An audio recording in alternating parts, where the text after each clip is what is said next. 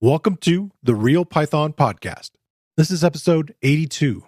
Earlier this year, the Python Software Foundation announced the creation of the Developer in Residence role. The first visionary sponsors of the PSF have provided funding for this new role for 1 year. What development responsibilities does this job address? This week on the show, we talked to previous guest Łukasz about becoming the first CPython Developer in Residence. We talk about how the first months in this role are shaping up. Łukasz discusses the need to address the backlog of open issues and pull requests. He also talks about how he's working to help the project's volunteers move their contributions forward. We cover his PyCon 2021 talk about generating real-time FM audio synthesis in Python. He also shares his experience developing a similar synthesis engine for an embedded hardware project. This podcast episode is brought to you by DataStax Astra DB, built on Apache Cassandra. Now made easy in the cloud. Get 40 gigabytes of storage free every month at astra.dev/Python. All right, let's get started.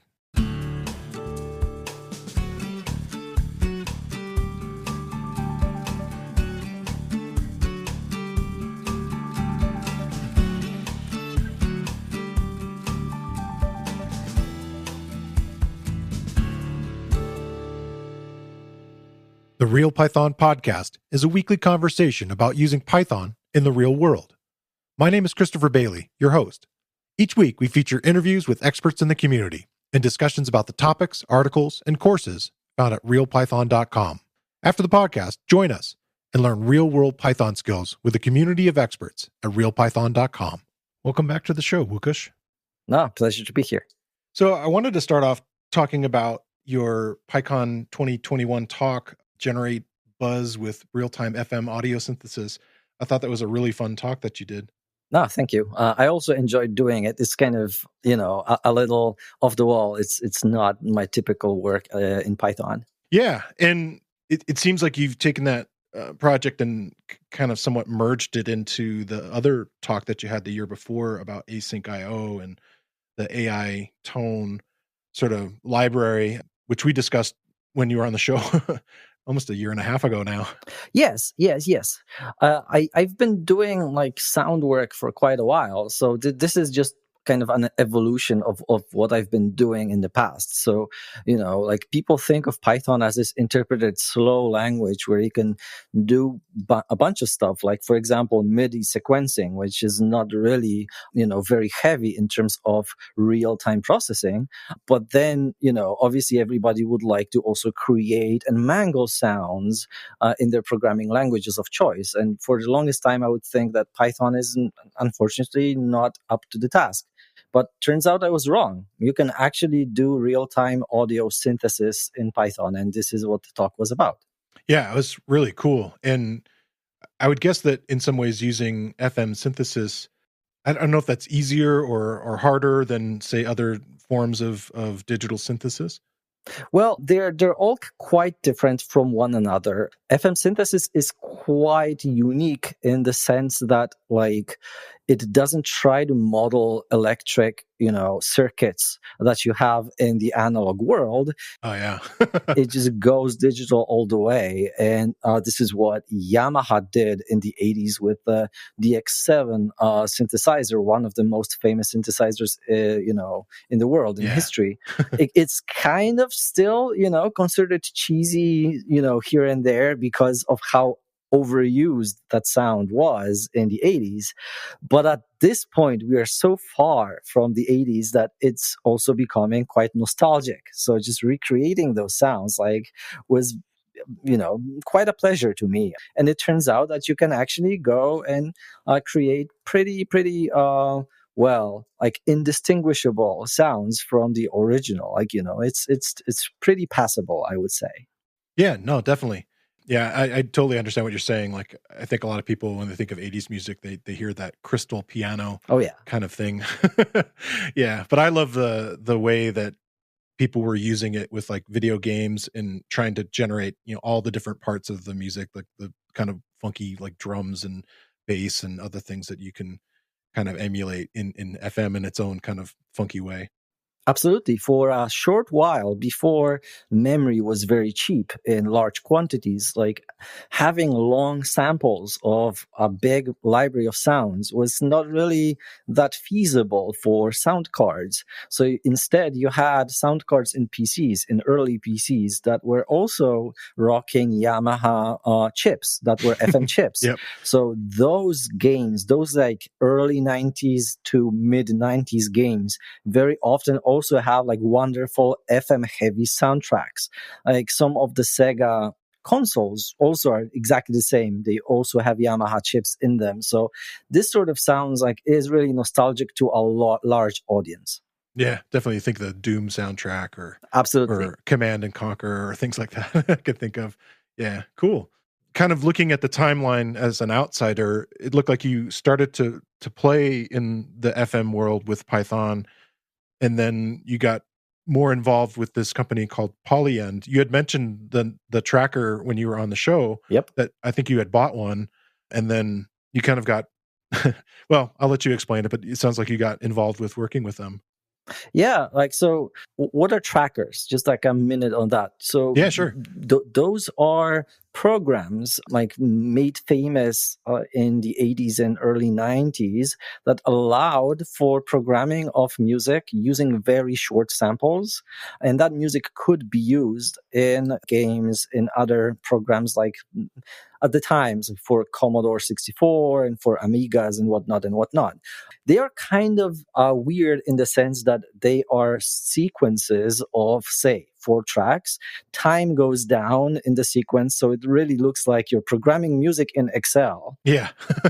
But what that gives you is kind of a notation that has the verbosity and the richness of pretty much, music notation, just with all the effects that you need and all the settings that you need for computer music. So my first steps in actually producing music on a computer were with trackers, like way back when in like the 90s with the Amiga. So Polyend, a Polish company, it turns out, released a hardware tracker, a device that you can just bring with you wherever. It has a screen, it has controls that are tailor-made for this workflow.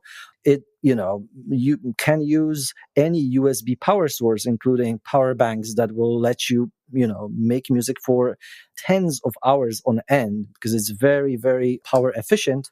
And it's also got like an FM radio and line-in sampling and whatnot. So it is pretty much like a standalone audio workstation. So I got very excited as a user. I was like, oh, I want that, like Yeah. First of all, I was nostalgic of trackers like of the past, but also this sounded like a very focused device, if you know what I mean. Like now you can obviously have a phone that does everything, but like in the middle of you doing a thing, it'll interrupt you with some Twitter notification or whatever else. Or you can have a laptop which can also do everything, but at the same time, like it is quite hard to actually focus on just doing a single thing right. And also it's, like until the M1 Max right now, like just talking about like tens of hours of battery life was just, fiction. That couldn't happen. So I was very excited about this device. I bought it and it turned out not to be perfect. Like it was great for what it did, but it had quite a bunch of things that, I essentially found as bugs. So I just reported them, like 1, 2, 3. Some of them I had suggestions how they can be fixed. Others, like downright, I kind of told them like exactly what's wrong. So after a while, they were like, hey, like, sounds like you're actually technical. You can do this. Like, if you want, you can just look at the code and maybe fix a bunch of things. And it was embedded C++.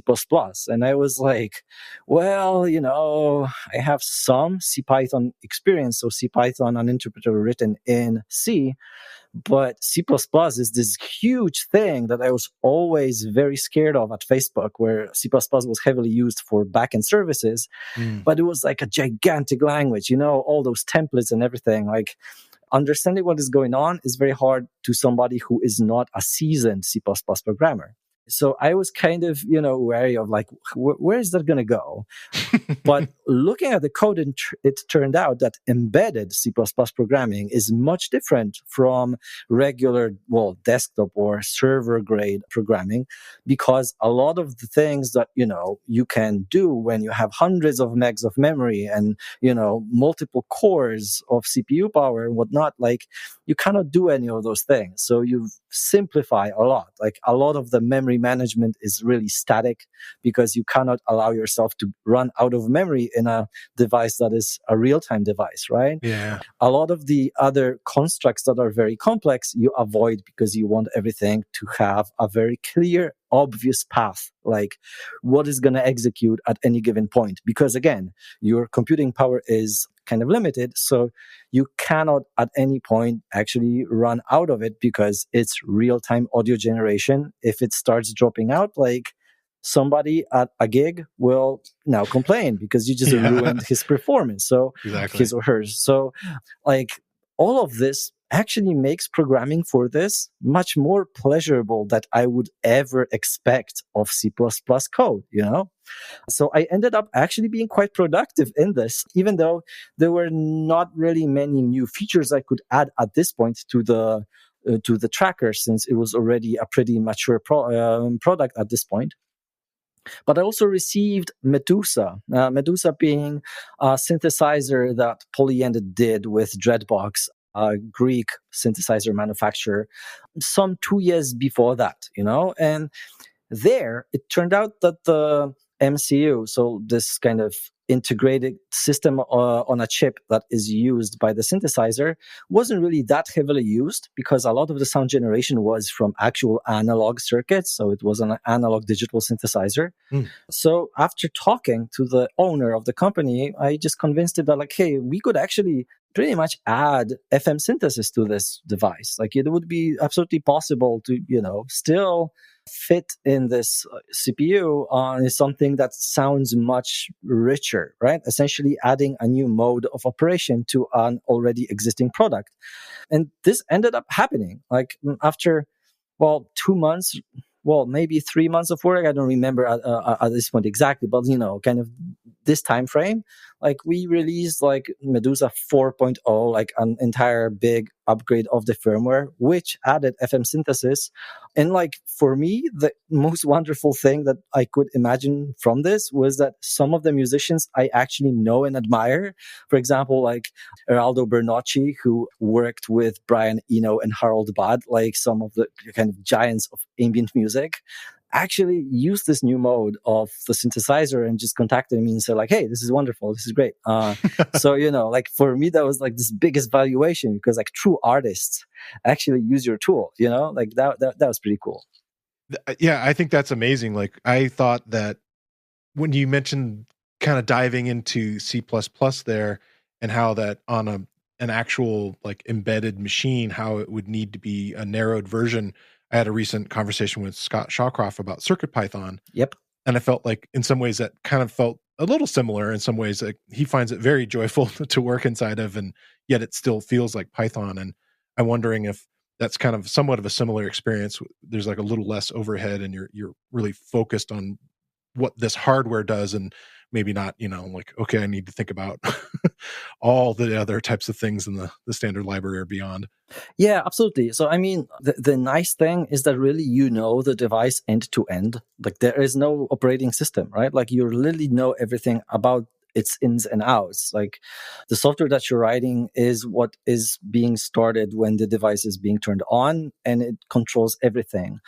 This is obviously sometimes, just annoying because you have to program everything. And since this is very low level, there's literally no task management. Like there is no task preemption, like nothing. Like you only have interrupts. So it's very low level.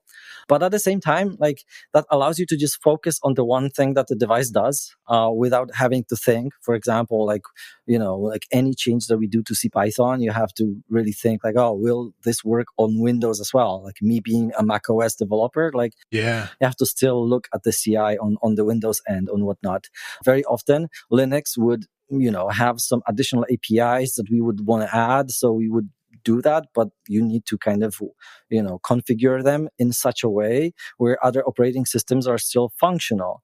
Very often, FreeBSD would find race conditions in our code, for example, in async IO or in multiprocessing, because its concurrency model is different than Linux's. So all of this is great, but this creates a big complication in sometimes even small changes. In embedded programming, there's none of that. You control everything, and that is at the same time a big responsibility, but also a big freedom, because you really are able, kind of like with Commodore 64 back in the day, to understand it from the start to finish. Yeah, I think this is going to be an ongoing theme today with talking about the things that you're having to work through. To kind of continue a little bit, you had started the FM experiment in Python, and then did your work with the Medusa, and then was it much different translating that back into your conference talk? The nice thing about using Python at first was that the very complex thing about FM synthesis is actually making all those, waveforms, when they are actually modulating each other, sound like the thing that you want to reproduce. So the DX7 synthesizer, right? Mm-hmm. Thanks to doing this originally in Python, it was a very easy feedback loop for me, a very comfortable feedback loop where I kind of dialed in the way where, all those essentially arrays of numbers have to interact with one another. And by the time I got to the C++ end of things, it was just a matter of translating this now to C++. Yeah. It turns out that even though Python was able to just pure Python generate some of the sound with actually some polyphony already for me, when I wanted to use my Python grade synthesizer to actually record some music, I ended up accelerating it with Python so that I could bump up the number of voices that we can actually hear at the same time, we can play at the same time. And I was able to do fourfold performance gain by just moving a small part of the algorithm to Python. And this movement, actually thinking about how will this work now on this end, made it very easy for me later to just kind of mentally map oh, now I'm in C++, so we're just going to do the same thing. And it pretty much worked. The biggest difference was that the embedded system has very little memory, and I really mean tiny amounts of memory. There's literally 64 kilobytes of memory that we had there to use for essentially everything, for all of the code, right? And 256 kilobytes for the memory. So all the waveforms that you have, all your data structures and everything, 256 kilos is all you got. And that includes all the sequencing, all the bitmaps of your, kind of icons on the screens. There are two screens on the Medusa. So there was quite a bit of kind of code golf to actually fit this in the memory of the device. But that was the biggest challenge. The algorithm was pretty much, just rewritten, rewritten or copied one-to-one from my Python version to the C++ version, and it just worked. This is where Python excels. It really lets you think about, what is it that I'm trying to do? So with that out of the way, it was much easier than it would have been if I started in C++ from the get-go. That's cool. That's kind of been a bit of a theme lately of talking to different developers, and reasons that they really like Python is that you can get those ideas kind of together and structured, and then in the case of moving it to an embedded thing or enlarging it into some other kind of stuff, or in your case translating it to a different language and onto a different box. That sounds great.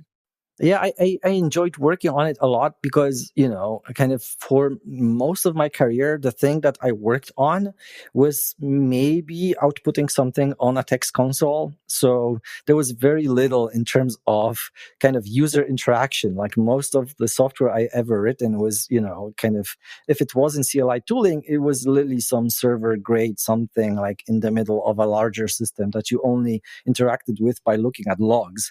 Did you have many errors, or just a few, and now suddenly you are programming a device that is very, very tangible, right? Like it has pads that you literally play on, and it has like all those knobs and faders, and musicians actually use it as a musical instrument, right? Like in real time, it really needs to kind of be something else. It has a totally different feeling, like 180 degrees.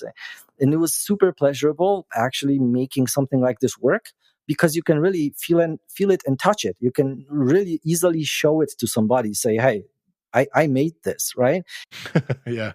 It's very hard for somebody like us, to show off some of your backend system that works somewhere in AWS or wherever, right? Like, how do you explain this to your family, right? Like, how do you, Yeah. and with a musical instrument, like, I showed it to my dad, and he immediately got it. He was like, oh yeah, I get what you're trying to do. Like, it sounds like Madonna. I'm like, exactly, yes, that's it.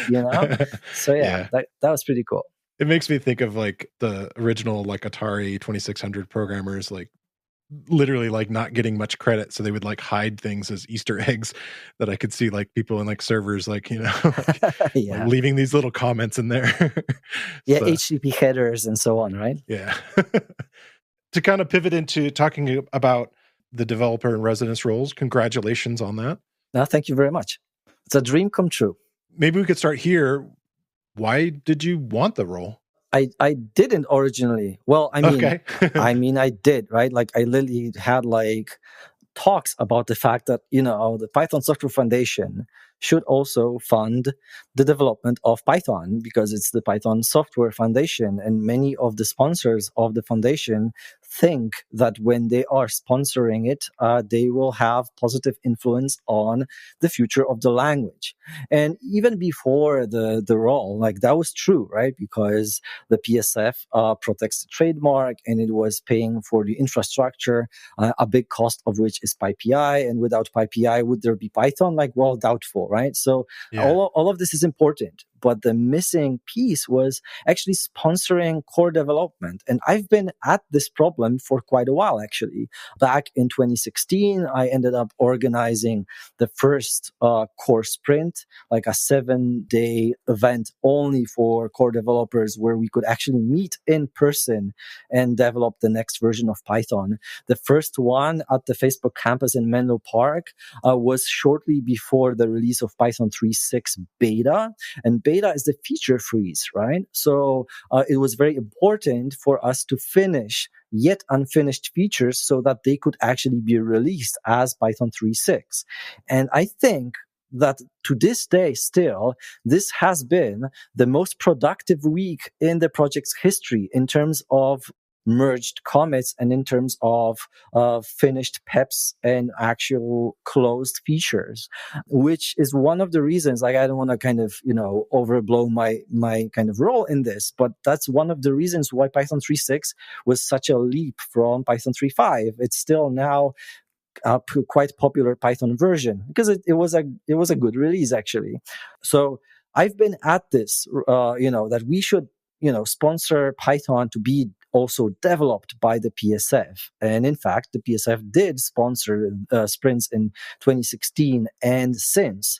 If it weren't for the pandemic, it would probably be doing that yet still. But since 2020, we had to move to core sprints that are online. And this year, we're going to have that another time. And I'm going to be helping with this, in a quite a different role right now. So I very deeply believe that there is a big difference between a hobbyist project where you can, spend a little bit of your time here and there, and a project that is ran like day in, day out for 8 hours a day by a bunch of developers, and actually kind of maintain in this full-time manner, right? Like, you can see how new programming languages sprung up in the past 15 years and essentially, overtook Python in terms of, developer efficiency and in terms of just velocity of releasing new features. However, the big difference is that they are mostly controlled by either single corporations or by groups of corporations. So it's a much different model for funding. So I've been kind of whining about the fact that, yes, the model is different, but we still should be having somebody who is helping other core developers who are not full-time. So they cannot spend the same number of hours on, I don't know, untangling a merge conflict or fixing some CI problem that is not actually their thing, but it simply is read on their particular pull request, and so on and so on. So I did that for quite a few years. So it turns out, I learned this early this year that now Google is sponsoring a first developer in residence position for CPython. I was very happy to hear this. And a bunch of people asked me like, hey, like, so will you apply for this? And I was kind of, wary and terrified at first because I understood that, well, first of all, I've been asking for this a lot. So, maybe possibly I should also be the one that says like, hey, like I'm going to now, put my money where my mouth is and actually apply, right? Like, it wasn't at all sure who is going to get this role, but at least I should apply. But at the same time, I felt like, you know what? Like now I'm living in this house in Poland, quite a middle of nowhere for most of my friends from the US and Berlin and whatever. But a comfortable life, like I have everything that I need to kind of, keep my family secure and healthy.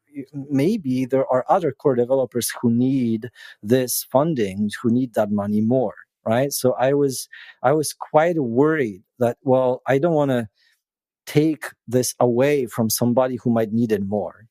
At the same time, I had a few talks with other core developers about this, and they let me know that, this might be true or not, but this is not for you to decide, but to the steering council and the PSF actually deciding who is going to get that role. So this is not your responsibility. Don't worry about it. Yeah. But what we need to worry about is that the person who is going to get that role has a decent chance of showing that this kind of role makes sense, right? That it pays to sponsor this for the next year, because this is for now a contract for 12 months.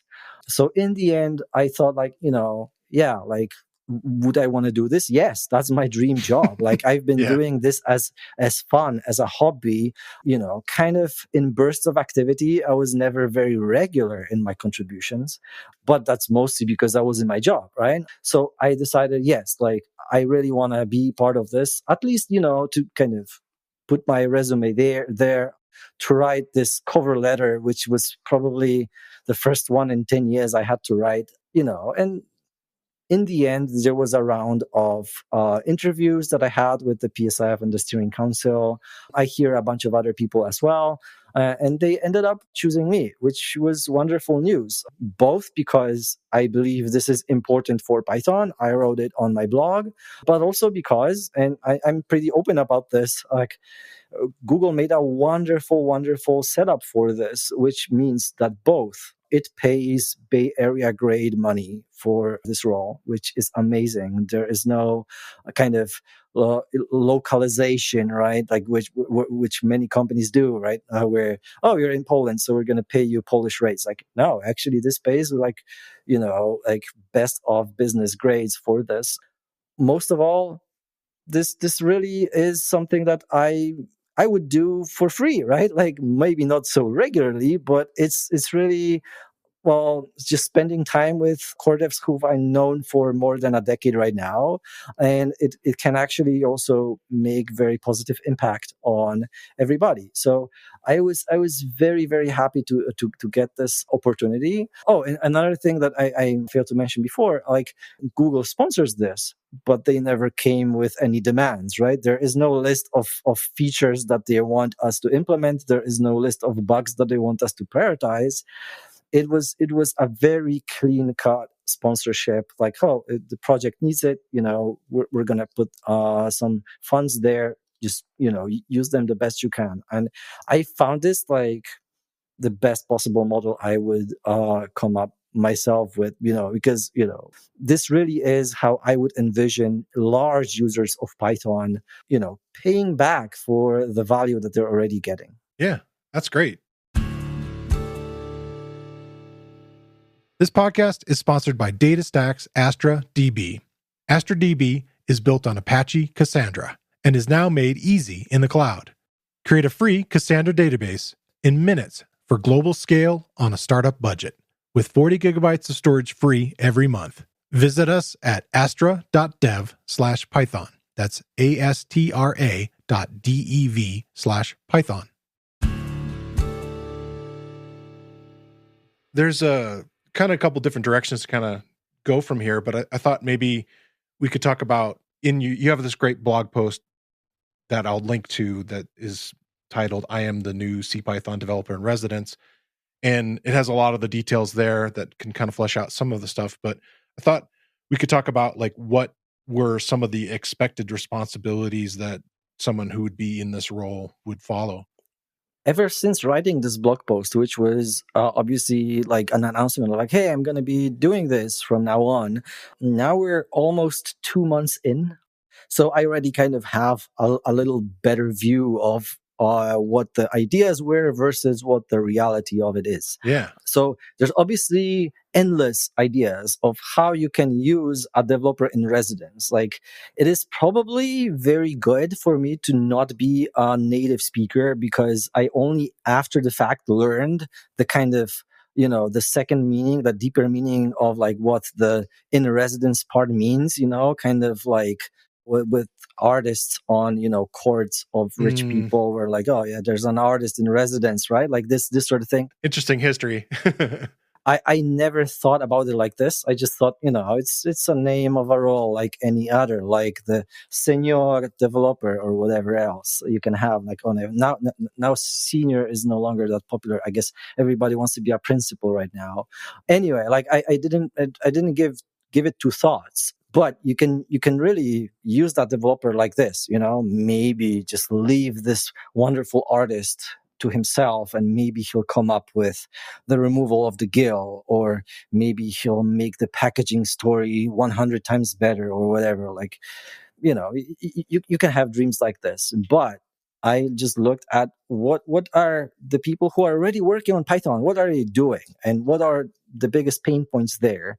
And it turned out that, possibly our biggest pain point right now is that we are getting tens of pull requests per day. Yeah. Right. And they pile up, and there's not enough people to actually review them all. Some of them obviously need fixes to be mergeable. Some of them are downright bad ideas. They should be rejected. But some of them are quite ready. They just wait for somebody to look at them and decide, okay, this is worth the risk, because every change is a risk. Like, it's a responsibility to merge something, obviously, but there's not enough reviewers. So I thought, like, instead of being this, wannabe Leonardo da Vinci, like what you should be really is this kind of PR janitor, which is this person that makes sure that the pipes are flowing, like everything is good, there's electricity and the walls are clean, and everybody who is doing the real work is able to do their best job. So this is what my original idea was. Obviously the steering council had this kind of realization that, like, hey, but you can really lose a lot of time doing something that doesn't really pay off that well, because it's hard to say where the biggest needs are right now.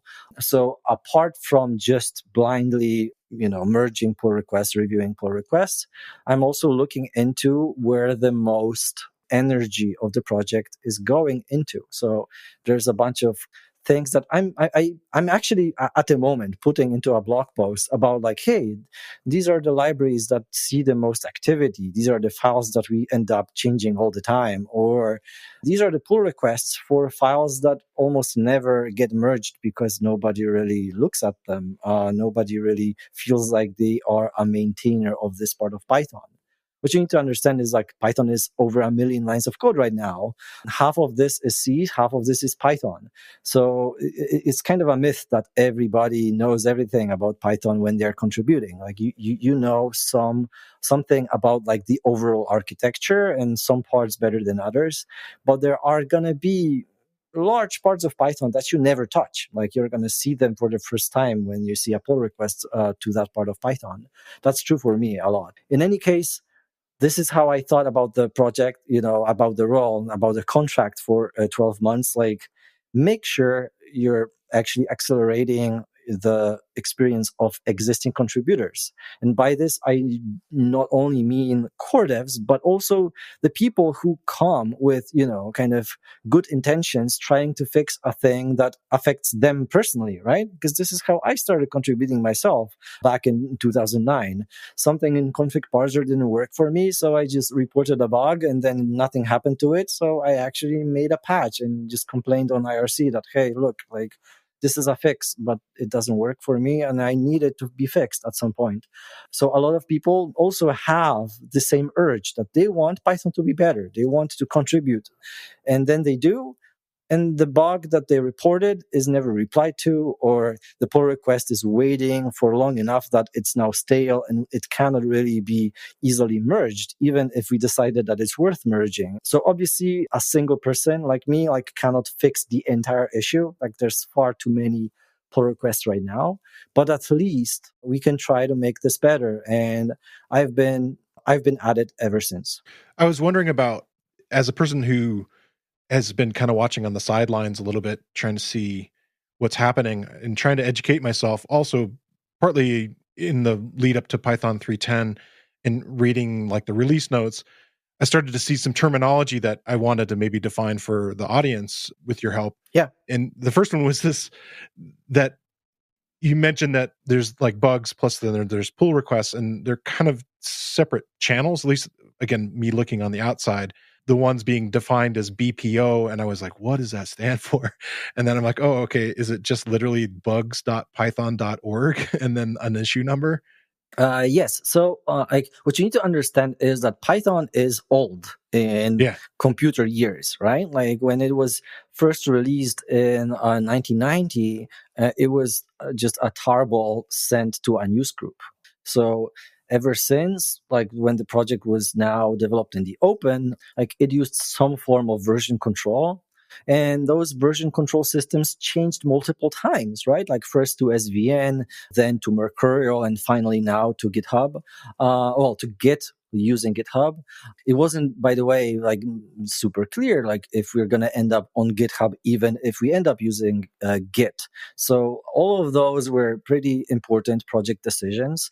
And the bug tracker that we had developed for the project, like, was part of it for a long, long while. Like, it started when we migrated from SourceForge, from SVN, right? Like, still, you have some issues in bugspython.org that have unnaturally high numbers, right? So, like, now, the actual issues that you open in the bug tracker are like in their 45,000s, but there are ones that are like over a millions. Like, what is that? Like, well, those are the ones that we imported from SourceForge, like way back when, right? Like 20 years back.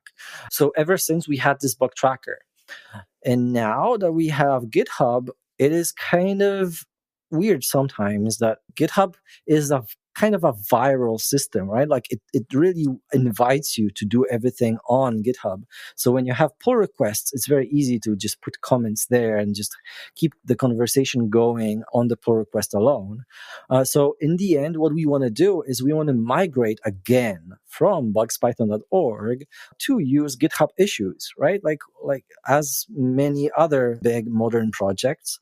However, this is going to be a big migration. Like, it already takes a long while. I believe Ezio Melody is now quite busy actually trying out migration scripts that will enable us to still keep issues that we have in bugspython.org today, alongside with the comments that were made historically on those issues, to actually have all this in GitHub. So that's going to be very, very good for the kind of developer experience, including the so-called drive-by developers, right? So somebody who just notices a typo and they're like, oh, I can just fix that from the GitHub UI, right? Because now you don't even have to have a checkout. You can just do it straight from the website. So this is going to become much easier. But today, well, we still have bugspython.org, so BPO, and they have their own numbering of issues. It's a system for which you need a separate account. It's got a timeless UI, let's call it that. And it's got its nice parts where the search is super powerful because we have very many fields that can slice and dice issues however you like. But at the same time, it's kind of intimidating for many people. So yeah, we're going to be moving to GitHub issues. I hope soon. It's going to make my job easier. But when that's going to be, well, that's a little bit outside of my jurisdiction. Like I'm the user of that workflow. I'm not working towards changing it. Okay. And so those are literally, things that people have found that are potentially they are including a fix with it, but in many cases they're just sort of reporting it as a bug, and that's a very different process than someone coming into GitHub and actually creating a full-on pull request. If people aren't familiar with that. Yeah, so like once we're migrated, like it's going to be the difference between choosing the issues tab versus the pull request tab. Like obviously for the latter, you're going to need some code that you're going to change. Currently, if you want to only report a problem that you're seeing, like, well, you should go to BPO, to bugspython.org, log in, right? Otherwise, you cannot really submit anything. And then, you just fill out the form. The form is pretty verbose, it asks you a lot of questions, but you can put a lot of information already there. And a lot of people are doing this. So yeah, like it's our, issue gathering system. It's pretty great to also track like how the discussions on an issue were taking place. However, currently this is already, 1 foot in GitHub because, as I said, it's very easy. It's very tempting to just keep, continue the discussion on GitHub already if you're already there on a pull request, because it's simply a very nice to use UI. It's very inviting. It's very rich, like supports Markdown and whatnot. You often just forget to come back to bugspython.org, where historically we would want all conversations leading to a change to happen, right? Because it's also the history of the project, right? It's important. Okay. Now this is sort of halfway between GitHub or BPO already, so it just makes sense to just move everything to GitHub so that we have it all in one place. I think you were kind of hinting at this idea that maybe there could be stronger forms of, like, I don't know, I'm going to call it generically metadata about the PRs that are being submitted so that they can kind of be aggregated in certain ways or looked at in certain ways. Are there things that you see potentially, not right now, but like future wise, that could improve that process? This is actually, from what I'm hearing, one of the challenges of the migration, where some of the fields just don't map to functionality that GitHub has. So we're going to have to just drop some information in this normalized way, that is, some data set because it's a combo box or whatever, or a special field for some information. And during the migration, we will only be able to put it either as a label, which is not exactly the same thing, or as just text in the original reported issue. So some data, like, we won't be able to use anymore in such an easy way as we were before. The obvious question is, like, is that a deal breaker? I believe it isn't, because many of those fields were kind of low quality to begin with, because it's humans who fill them out, right? If you provide too many fields, it's only natural that some of those are never going to be filled, or at least not regularly enough to depend on them. Like, just to give you an example, like if I'm closing an issue right now on bugspython.org, there's 3 separate fields I need to look at, right? Because there's the state of the issue. So is it open? Is it closed? Is it pending?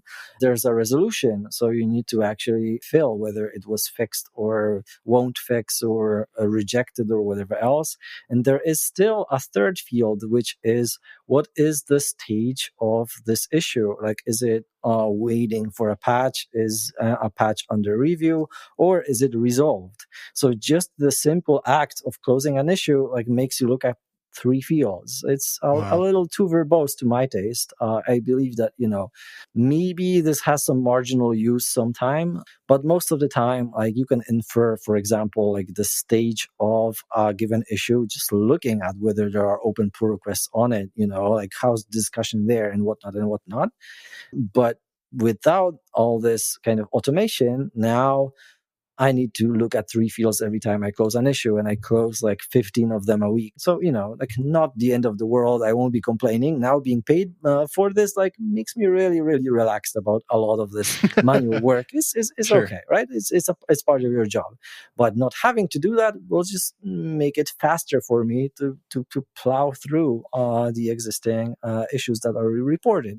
So it's a matter of kind of UX, right? Like, kind of, can you make the developer's life easier by just streamlining how the issues are being, flowed through work, right? Because obviously there is some workflow through every issue. It's being opened by somebody. We need to look at it, decide that, it needs a patch. Somebody writes a patch, we review it, and we either merge it and close the issue, or we reject it because we decide, it's not worth it for reason X or Y, and also close it. But it's a different kind of closing.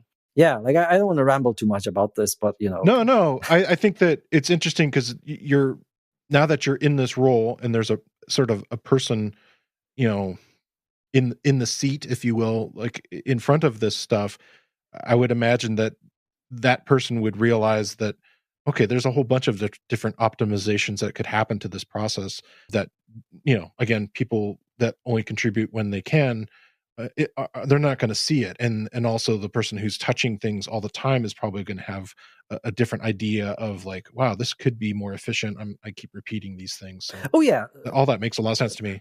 Of course, like one thing that I decided not to do is to kind of, like have too many opinions too early, right? Because obviously I was a drive-by contributor like for years and years, like there's a bunch of Pepsi in my name, but that was over like 10 years, right? And now I'm sitting like in front of the computer 8 hours a day, like looking at the pull requests, coding myself. Obviously I kind of steer towards reviewing others' changes than writing my own, because it just takes so much time to come up with a sensible change, So in that same time that I write a single change myself, I can probably review like 3 other or more actually. So it's just better for the project to just accelerate others than to just work on your fun thing of the day. In any case, now doing this, I would sometimes be tempted to say, hey, I personally would like it if this worked like this, right? Yeah. But like, am I in any way, better informed about those things? Like, I'm not sure yet, right? Because I only ever started to do this day in, day out, like in July.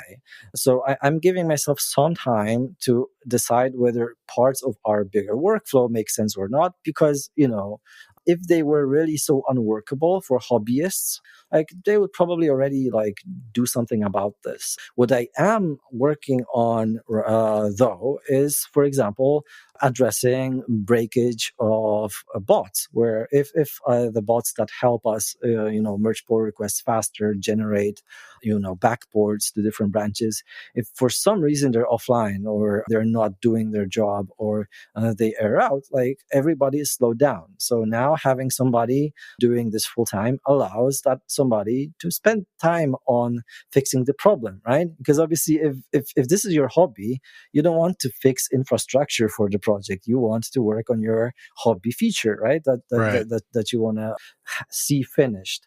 This is different for me now. So yeah, like I've done some changes to the bots. I'm now kind of able to see the exceptions that we are getting, like occasionally on them, and improve on that, and so on and so on. So definitely. Oh, and for example, build bots, right? Like if I see that some build bot is dead, and it might be for many reasons. Like for example, just like the other day, there was some Windows build bot which started airing out with like really weird like failures of our unit tests. And what ended up being the root cause of this was that some Windows update needed user interaction on that particular build bot.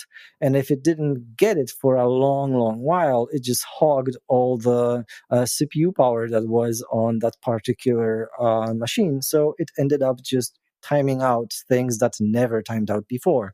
So I just, kind of saw this happening, reported this in great detail to the owner of that build bot, and they were able to just fix it very quickly. Or, for example, I would report that some build bot that we have marked as stable, so it influences releases of Python, like is not really stable for a reason or another. And we would decide like, is this something that we can improve, or should that build bot be excluded from this set? Because obviously you cannot release Python when the key build bots are red. But what does that mean? Like, is that build bot simply flaky because it's running on some, shared micro instance somewhere, or some unstable operating system? Or is this showing an actual issue that we keep having? One of those issues that I kind of feel like I'm going to have to tackle at some point is that async IO on Windows, and I don't mean with also Windows subsystem for Linux, but actual Windows, ends up being a little race conditioning on our unit tests. So every now and again, like we would have a spurious failure on Windows just because of that. We need to go ahead and fix this.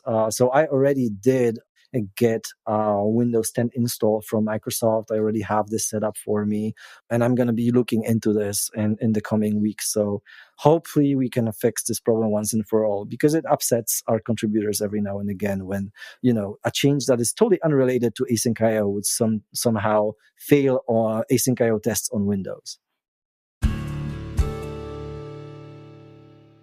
This week, I want to shine a spotlight on another Real Python video course. If you wanted to learn more about speech recognition, or wanted to add those type of features to your projects, I think you'll get a lot out of this course. It's titled Speech Recognition with Python. The course is based on a Real Python article by David Amos, and in the course, instructor Darren Jones takes you through how speech recognition works, what speech recognition packages are available on PyPI, how to install and use the speech recognition package, a full-featured and straightforward Python speech recognition library, and then how to work with input from a microphone or from sound files. And in the end, you also get the experience of creating a guess the word game to learn how to put it all together. And like all the video courses on Real Python, the course is broken into easily consumable sections, plus you get additional resources and code examples for the techniques shown. And all of our course lessons have a transcript, including closed captions. Check out the video course. You can find a link in the show notes, or you can find it using the enhanced search tool on realpython.com. You mentioned this idea of like watching for patterns and directions that you feel the language is headed in. I know that it's only 2 months in, and that you were saying that you would probably gather those things and report on them later. Are there some that you could speak to now? One thing that I was pretty surprised by is how many changes we're doing to very low level parts of the language. So like you would expect that, kind of the eval loop, like we're not really touching that often, right? Like, and turns out that's one of the most popular files that we are touching. It's changing, like, pretty much like it's in the top 10 files that we touch right now. So I was super surprised by this. There's also a lot of churn that was fixed by having automation in the form of Argument Clinic, which allows us to automate generating nice doc strings and argument parsing for C modules that includes parts of CPython itself. That was work by Larry Hastings. And at the time, it was a little controversial because it introduced this notion of like, oh, this is no longer pure C code. Now it's C code like sprinkled with this auto-generated parts. Like this ends up actually saving a lot of time because a lot of changes that we're seeing are the changes done by Argument Clinic. And a lot of interesting things like are around kind of trends where you see that somebody suddenly starts being interested in typing and there's a flurry of activity on typing, whereas before you had like very little for months, right? And like currently, for example, like we're seeing a lot of new interest in improving unit test, right? It's an ancient library for unit testing, right? Like, it's been mature for decades now. But well, now like there's a lot of interest in actually making it better. So there's a flurry of activity right in there in that package. So yeah, like the blog post will go over some of those things.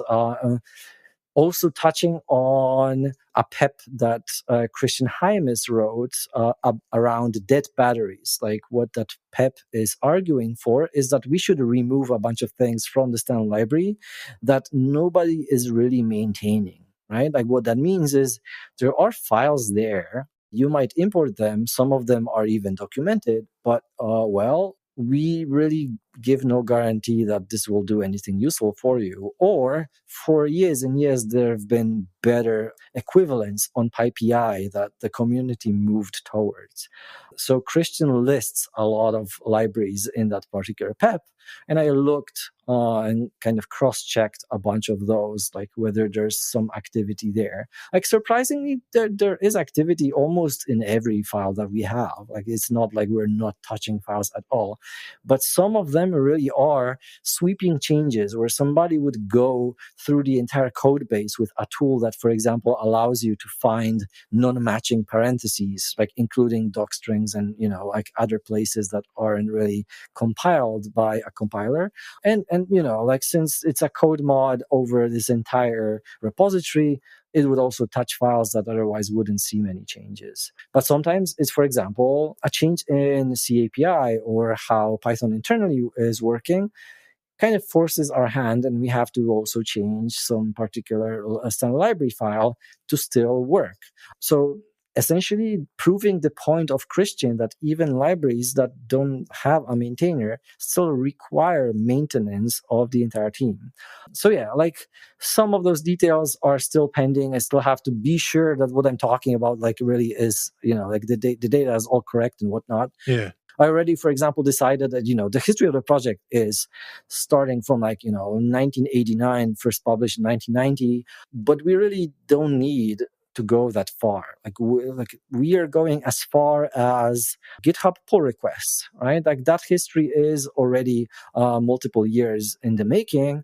And, knowing historically that there have been a lot of activity between Python 2 and Python 3 when we were splitting the branches there, a lot of backports, here and forth. Like that's historically interesting, but not interesting in the sense of what we should be doing right now. Yeah. Like now, the current data is on GitHub. This is how we're contributing to Python. Pretty much, even if you have right access to the repository, like nobody pushes to the repository directly. Everybody goes through pull requests. So this is a very good lens into our activity right now. One of the things I wondered about, and you kind of mentioned this on your interview with Talk Python with Michael Kennedy, you were talking about kind of keeping up with the changes and so forth. And I don't need to rehash that much, but what I wanted to do is ask a question that's kind of just about it in general. Do you feel that now that someone is in this position of reviewing those things, that the traffic has amplified? Well, unfortunately, like I can only talk about correlation and not exactly causation because at the exact time where I started the work, also some increased activity could be seen from, for example, the team that Guido is working in right now at Microsoft, where Mark Shannon, Eric Catriel, and Eric Snow are working on Python performance. Like they were actually joined recently by Pablo Galindo Salgado as well, who gets part of his full-time job at Bloomberg to work on Python performance right now. So that's wonderful to know. And also you can clearly see this in the kind of rising amount of changes that we're having right now just from those 5 people alone. But there's obviously more changes from others. Like, it's wonderful to see that there are just new contributors like popping up, essentially, like, from my perspective, out of nowhere, but they're sticking to it, right? So it's not like they made a change that they wanted and went away. No, like they're at it. They're like submitting change after change after change, kind of proving my point from the blog post that I wrote initially, that a good first impression where your change is getting reviewed and it's getting merged, like, inspires you to do more of it, right? So there's a lot of that. Like, I have some thing to do with this, but mostly not, because it's a living project, right? Like, I started in July. Many of those contributors started earlier on, so they were already invited to contribute by others. I now simply, am one of those who review those things, day in, day out. I have to admit that, there was a week where I tried to kind of, 40 hours per week be damned. Like, let's see how many pull requests I can actually land in 1 week. Kind of let's try to just force it and just see how much is kind of physically possible for a single person. Obviously, like, making this reasonable in terms of software quality, right? It's not about how fast you can press the green button. It's really about reviewing it and making sure that this is a change that we should be having, and in how many branches and whatnot, right? Like, so there's an entire ordeal here, and it turned out to be just shy of 100, right? And that's not something I can, kind of promise to do every week. That was really a lot. And the annoying part about this is that it let me fall by like 30 something pull requests from the number we had before to just reach like just a little below 1400. Like, I was like very kind of proud of this, like, oh yeah, like, this is clearly a trend down. And by the time I woke up on a Saturday after this, marathon, like, the number was already back up in the 1400s, because more people started putting more changes in. So it is not possible for a single person to get that number to zero. Like, it's simply too big of a project, seeing too many changes from too many actors at this point, which kind of suggests that maybe we should have more people like me who could spend more time on this regularly, just to ensure that the pipeline that we have right now, like the backlog, kind of goes down to zero. Some of the pull requests could really be just closed in bulk at this point. There's many that have merge conflicts or were outdated in other ways. For example, the issue on BPO is already closed, but the pull request stayed open for whatever reason. So there's some cleanup of this sort I could also do. And with the data I'm gathering right now, like, I'll be able to do that, still this year. But I didn't want to kind of start with this sort of thing. Right. Because I really wanted to have like a human eye on those issues, right? Sometimes it's really just pinging somebody, even from 3 years back, like, in saying like, hey, you're still interested in getting this in.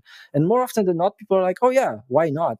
Let me just split this into smaller things for you so it's easier to review. I've had like very good experience like that, like in August, where big parts of our TK Inter documentation were essentially rewritten because somebody really believed that some improvements are necessary. There was a very nice pull request from 2019 about this, but it no longer merged. It was a big change. It was very hard to actually bring this in. But that person was kind enough to not only revive that pull request, but to split it in parts that were trivial for me to pull into maintenance branches as well. Okay. So yeah, like, we're going to get our act together with the pull requests, but it's going to take more than just me, and it's going to take quite a while. Yeah, I thought about that. Like, you kind of mentioned that in the other interview also, which I'll link to. But I was thinking about that. I mean, obviously there would be the need to kind of figure out like, okay, this is successful, this is working, and you're definitely working very hard on that. But along with that, there would need to be the additional funding to make that happen. My question though is, if you were now with a little more time in the chair looking at this, what would be things that you would look for in candidates that you would want to have in these roles? Like, what would be things that would be helpful, to you, like the skills or different kinds of backgrounds that would help you move forward in this role that those candidates would have? So I don't feel like I'm necessarily qualified to specify who that should be, or like doing like, well, even make decisions on, kind of who the perfect candidate for this is. In my opinion, this is a role where you have like tremendous like ability to just break everything. Like you can just essentially make the lives of everybody else super miserable if you're a little too eager merging changes. Sure. Or you can essentially stop any work of anybody by just merging the wrong change and essentially making like some gigantic conflict or whatever else. So like there are many ways to contribute to Python, and there's very many ways to just be productive in this project, including for beginners. But this particular role, I would think somebody who is not a newcomer to CPython, and I really mean like the GitHub project, like that would be best, right? Because you need to kind of know what you're getting into, right? Like how a change is actually made, but more importantly, like what are you changing, right? So somebody who already kind of has some understanding of CPython internals would be perfect. Like, and frankly, you can get there pretty quickly right now because there's literally a book by Anthony Shaw that talks about CPython internals. Yep. Like I've read it. I had a copy myself, so it's a great refresher. I've learned a bunch of things that I never looked into as well. So kind of worth having. But the thing is, kind of with this kind of role, well, some previous experience with the project, I think, is kind of key, because simply I don't know how the future ones, if there are ever going to be ones, like, kind of all of this is in the air for me. And it's kind of, one of the big motivators for me to really kind of try my best so that you kind of prove the value and everything. But at the same time, like the contract I have right now is for 12 months, right? It'll end on July 12th, 2022. And maybe that's going to be it. Like, if so, like, I'm pretty sure so far it's kind of wonderful for me, and it's going to be, keep being so. So it's probably going to be great, even if it ends on that. I hope not, but if it ends up being a 12-month contract, so be it. But if the next one, right, say for somebody else, would also be 12 month, then the question becomes, how much of that are you planning to spend on bringing that person to speed, right? Since 12 months is not really that long. Yeah. I was very surprised that, just talking to you right now, like just realizing that, I need to just write my third invoice next week. Like it's wow, like that it's been a while. Like I've been doing this for a while now, and it doesn't feel like it feels like I just have begun. Yeah. And I guess to kind of change the question slightly, if there were the core role that you are in right now, could there be additional roles that would be sort of, making a small team of it? Like, what would be areas that those people could maybe help you or help the person who's, I see. doing that? Yeah. Yeah. So, like, if we had another person like me, like, we would probably be working like I am now, because in all likelihood, maybe I'm wrong, but in all likelihood, that person would be in North America, essentially meaning I'm asleep, that person is working, and vice versa. Oh, yeah. Okay. So, in that scenario, like there would be little change. Like CPython is an amazing project for a remote worker like myself because everything already happens through asynchronous communication methods. So there is a zero pressure to be on Zoom meetings and whatnot. Like it's actually fantastic for this. But just having another person like this would probably not change how I work. But if we had 4 people, and that would already be an entire team, like our approach could be much different, right? Like at this point, it makes sense to essentially have a plan and just methodically, I don't know, get the backlog of our pull requests down to 0. Like literally have this in your goal. Like I currently at this point cannot subscribe to a goal like this. It would be, Right. Even if I did like all I could, probably unrealistic, right? Like to promise such a thing. But in 4 people, totally realistic, like totally doable. Like you can actually bring this down. And at this point, like, because that would be obviously my first goal, because like all those changes, we want to see them, down. Like I remember this number used to be not 1,400. It used to be under 1,000. And before that, it used to be under 400. Like it's not been like this for super long. Like so I still see a future where we're better off the backlog than we are now. But if you're already done with this, right, 4 people, you can spend, I don't know, 6 months on this and be done. Like what else can you do now? Well, now having full-time core developers, you can actually start thinking about this much differently. You can start doing kind of bringing PEPs to some resolution. Like there are quite a number of PEPs which are kind of hanging in limbo, right? There are drafts. Somebody wrote them and fought for them for a while. There were discussions on Python Dev, but they have neither been rejected nor accepted, right? So we could essentially decide on those. There's a bunch of those. What we could also do is fix a number of non-fun issues in some of the libraries that we have. Like I just mentioned, some edge cases of async.io on Windows, right? But like it goes kind of deeper than that. There's a number of changes that would be welcome, but nobody ever had the time to really kind of sit down and look through those things like from start to finish. Like one small example is just like PTI support, right? Like PTY support.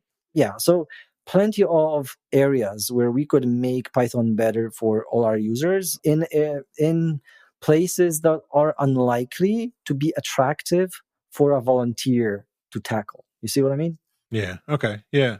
If people want to kind of follow along on your journey here, making these sort of weekly reports, and Yep. I'll include a link to a couple of them. I noticed there wasn't like a direct link on your site except for the sort of the hashtag on the side.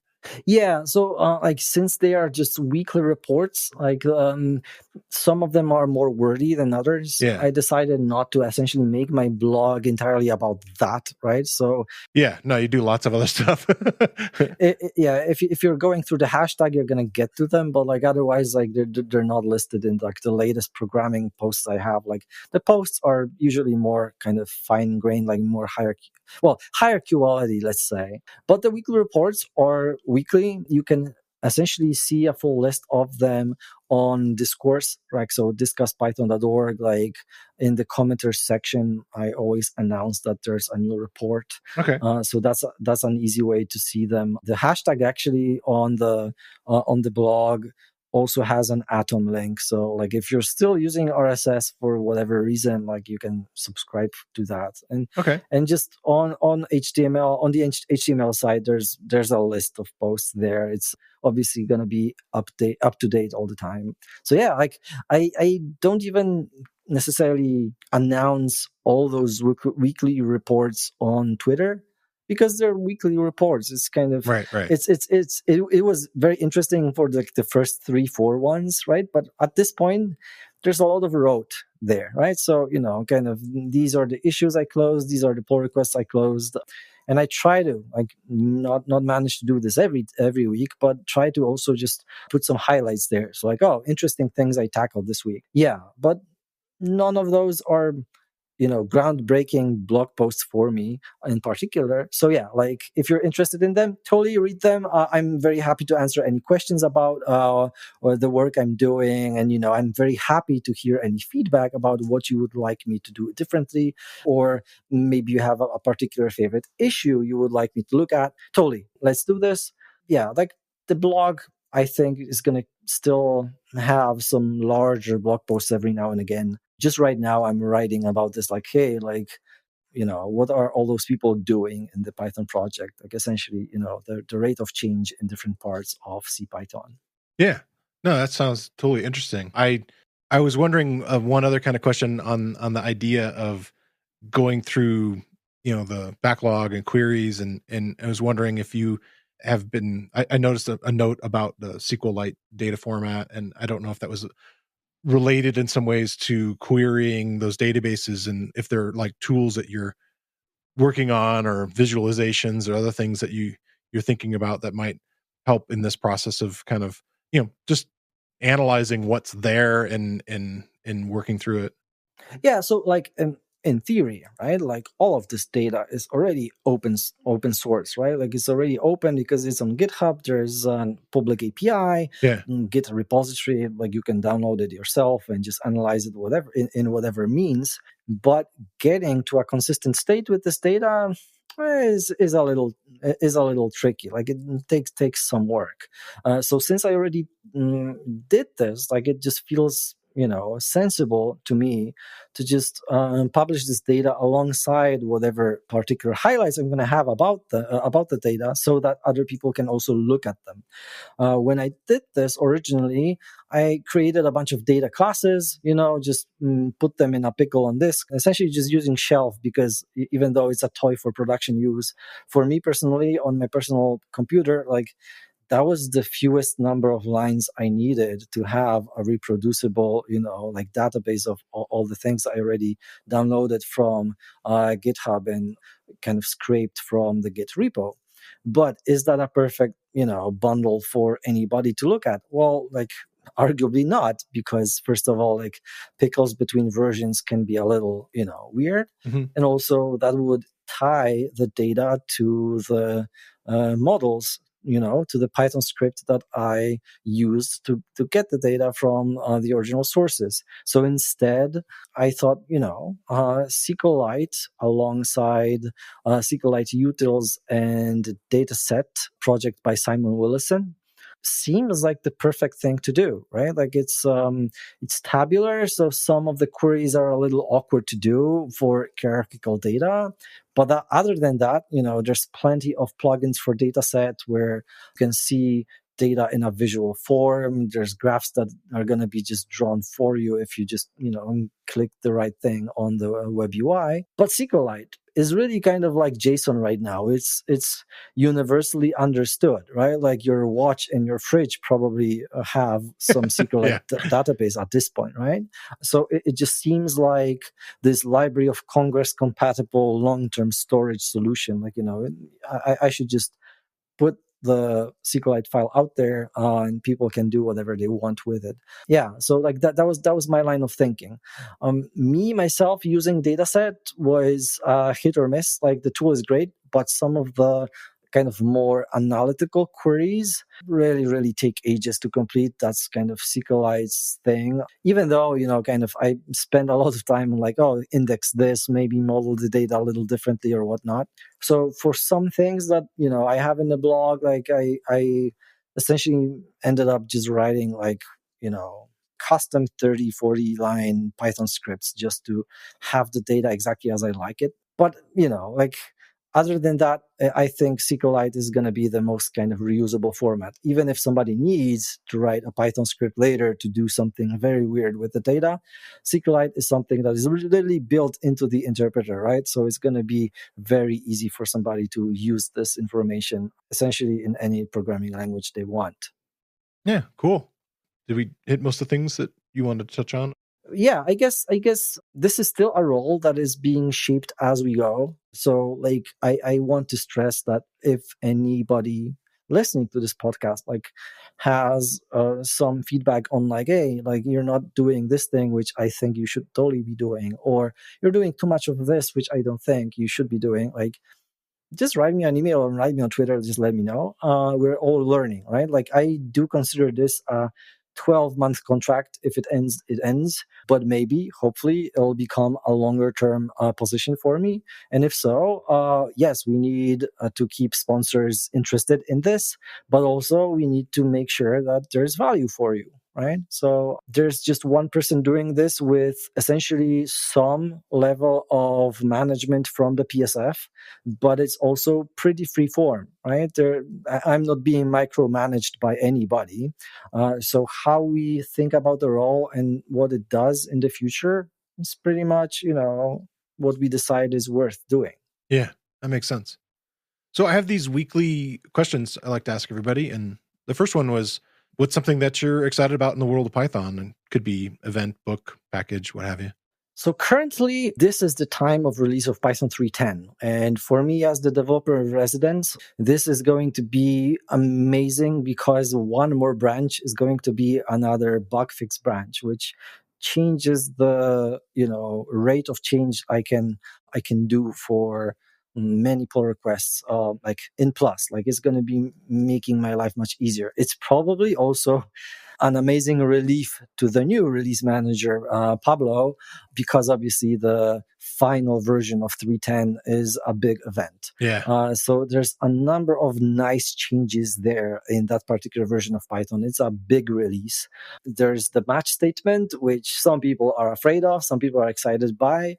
I think it's going to go very similar to how the assignment expressions went. So there might be some controversy, but after that blows over, you're going to see that this is something that has very specialized use cases. But when you have one of those, it's a magnificent upgrade over what we had before.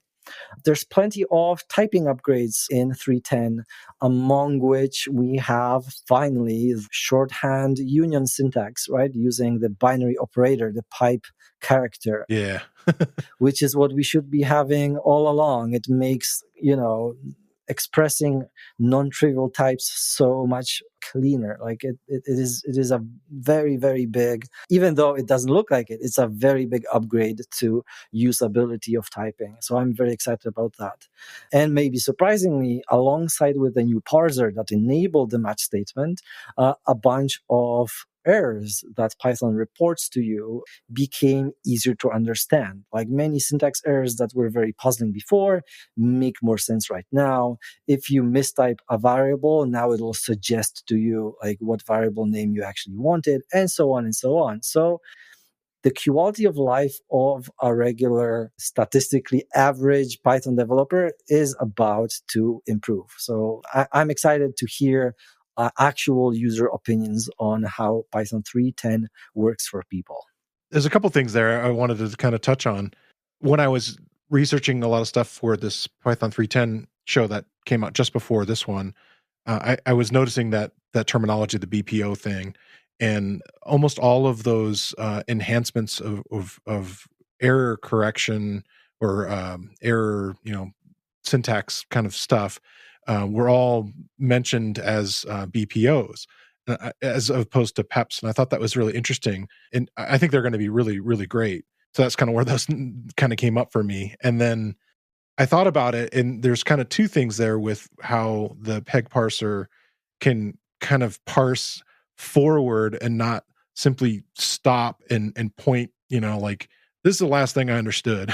Yeah. But it's able to go forward a bit and say, oh, I kind of got more context here of like what you were trying to do, and I can make a much more positive suggestion. It is definitely a much more advanced parser, both in terms of kind of performance that you're actually getting, because like what many people don't know is that we have not been using an LL1 pure grammar for a long while in Python. Like what happened instead was we had a grammar that used LL1, but then a bunch of things that were allowed by it were invalid Python. So we actually had to have another pass where we would later on reject some of the things that the parser accepted, saying, hey, this is actually invalid. We don't actually allow this. This is not good. For example, around like what is allowed on the left and right side of an assignment, right? Like in the LL1 grammar, essentially there was no difference between the two. But we as Python programmers know that, well, there's a world of difference. So now the PEG parser like removes the necessity of hacks like this, but it also adds like a lot of flexibility. One of the biggest, well, kind of surprises in the match statement functionality is that the match and case keywords aren't actually true keywords. They are contextual keywords, meaning you can still have a code that uses match and case as names. You can still have variables like this. You can still have methods and classes like this. You can have modules that are like this. In fact, case py is right in the standard library. It's part of the unit test package. So the thing is, this is now a totally new level of flexibility for the language. Like I'm not worried that we're going to be overusing this, but the flexibility it gives is going to be crucial in making sure that the language can still evolve. Because, for example, imagine a match statement feature that we would supposed to add if we couldn't make contextual keywords. There must be hundreds of thousands, if not millions, of lines of code that have match in there I'm thinking as about that. a variable name, right? Like there must be many regular expressions or whatever where they're just using match as a variable name or whatever. So this kind of feature would just be, kind of paralyzed by having to choose a keyword that is not used by the code in the wild. And that's virtually impossible for a language that is 30 years old. So the parser essentially enabled this entire new era of development in CPython. Yeah, I'm very excited about that too. So what I'm thinking about, the next one is, what do you want to learn next? There's a bunch of things, right? I'm not sure how many things I'm going to actually get into looking at, how people are using Python, for example. The arguably biggest user right now has to be data science, right? Like, I don't have the numbers in front of me, but, it's a very, very important use. Yeah. And I haven't ever done much data science in any meaningful sense, right? Like I've done a little NumPy, and that's essentially it. I've never used pandas. I've never used TensorFlow. Like some of the terms like flowing on Twitter, I kind of maybe could fool you in a conversation that I know what they're about, but I don't actually. So, fixing that, I feel, is also a responsibility of somebody who's the developer in residence and kind of, is supposed to make life better for all of users of Python, right? Like I come from this backend world, so async IO, typing, like, I understand that, and this is definitely my comfort zone. But when we're talking about, kind of tensors and matrix multiplications or, unsupervised training, like like all of those things, that's totally new for me. So that's definitely something I would want to look closer into. Well, probably starting with the new year. Yeah, that sounds good. And so we kind of end each episode with sort of shout outs or plugs. Do you have any things that you want to shout out currently? Yeah, sure.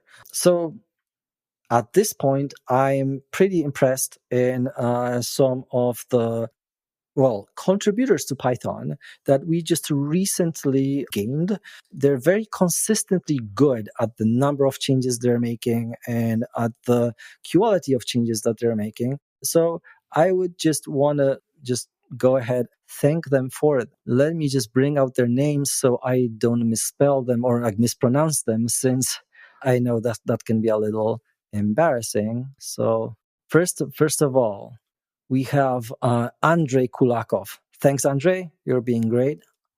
Another person that I see a lot is Nikita Sobolev. Thanks, Nikita.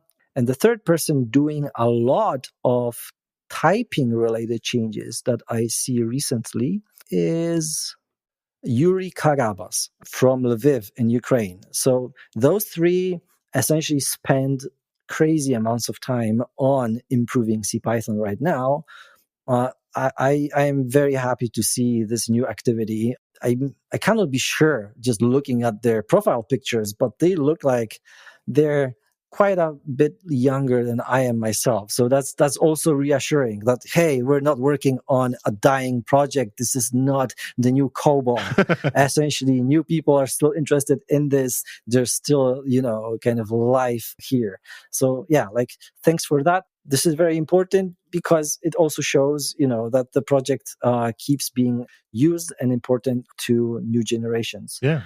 And plugs, well, I don't really have anything to plug myself at the moment. I'm essentially kind of living the dream at this point. But what I would like you to look at is textual and rich. Those are libraries that I didn't know I needed until they were created. And now pretty much every piece of Python code that I write have them because they're just nice. Textual is the newest one because it's still something that is kind of early in the development, but it's already kind of rethinking how I create command line tools. Until very recently, I was mostly creating very bare bones tools where, they were nice Unix types tools that they got some input, they generated some output, or they just did something on the side, as is very popular right now. But there wasn't really much interactivity to them. Textual changes that. Now you can actually kind of think of your application as something interactive and do it with relatively little code and also still composing very well with async IO, which is increasingly important in my life for some reason. So yeah, if you haven't looked into textual, have it a go. Try some of the examples. Those are very, very well thought through projects.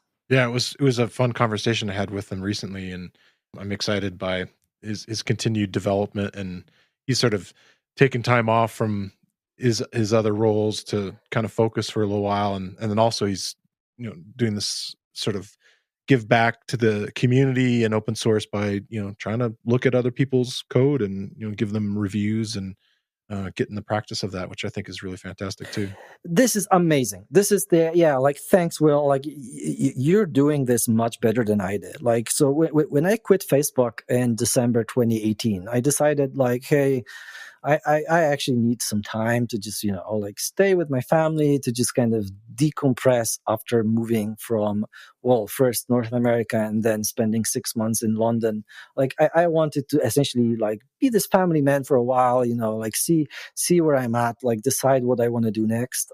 And then suddenly, after almost 2 years of doing nothing, I started the next job, and I really don't have much to show for it. It was really kind of wasted time. I still enjoyed it. I'm not saying, kind of it was bad in any kind of meaningful sense. It was pleasurable, but it was pretty empty in terms of meaning, right? And Will, essentially pretty clearly has a better idea of how he wants to use his time. And I admire this. Yeah, I think it's super cool. I'm intrigued to see how it goes for him. Same. Well, thanks so much for coming on the show. It's been fantastic to talk to you again. Again, a pleasure. And don't forget, this episode was sponsored by DataStax Astra DB, built on Apache Cassandra, made easy in the cloud. Learn more at astra.dev/Python. And I want to thank Łukasz Longa for coming on the show again. And I want to thank you for listening to the Real Python podcast. Make sure that you click that follow button in your podcast player. And if you see a subscribe button somewhere, remember that the Real Python podcast is free. If you like the show, please leave us a review. You can find show notes with links to all the topics we spoke about inside your podcast player or at realpython.com/podcast. And while you're there, you can leave us a question or a topic idea. I've been your host, Christopher Bailey, and look forward to talking to you soon.